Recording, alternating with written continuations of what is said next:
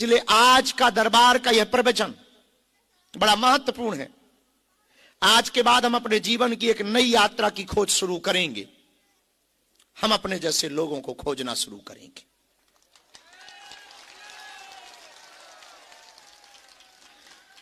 ताकि हम चले जाएं पर हमारे जैसे लोग तुम्हारे कान पे बजते रहें।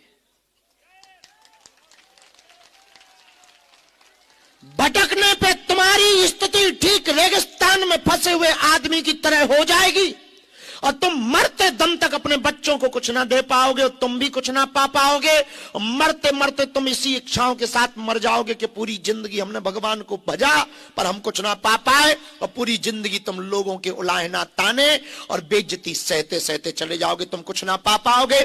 जो तुम पर हंस रहे हैं, जो तुम पर उंगलियां उठा रहे हैं, तुम्हारी भक्ति पर प्रश्न चिन्ह खड़ा कर रहे हैं, यदि तुम उनको मुंह तोड़ जवाब देना चाहते हो तो आज की बात हमारी तुम गांठ बांध लो।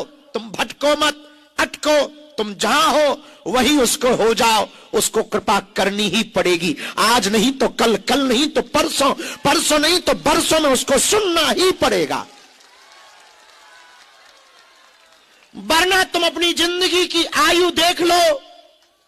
जिन्होंने 30 साल गुजारे तुम देख लो, जिन्होंने 25 गुजारे तुम देख लो, जिन्होंने 50 साल गुजार दिए बूढ़े वृद्ध माताएं भी बैठी और जवान नौजवान बच्चे भी बैठे हैं। तुम कान खोलकर सुन लो। इतनी उम्र निकल गई हो, तुम कुछ ना पा पाए। अभी भी सिर्फ तुम हाथ मलते ही रह गए। और तुम हमारे पास आए हो तो कुछ पा जाओ। हम बांटने ही बैठे हैं। पर याद रखना, हम तुम्हें चमत्कार दिखाने नहीं बैठे हैं, हम तुम्हें बदलने नहीं बैठे हैं।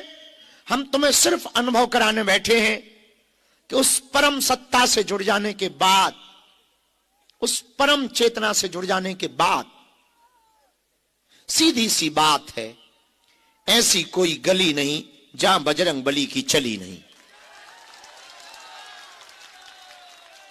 और जब इतनी परम सत्ता के नजदीक तुम आ ही गए, इतना इंतजार तुमने कर ही लिया कि पूरा दिन निकाल दिया कि शाम होगी, दरबार लगेगा और शायद पुकार सुन ली जाएगी हमारी, शायद हमारा नाम बुला लिया जाएगा, शायद हमको आज बुला लिया जाएगा और शायद आज हमारी अर्जी लगी जाएगी। एक बात तुम खबरदार होकर के सुन लो, बात मान लो। तुम्हारी सुन ली ही गई तब तुम यहां आए हो।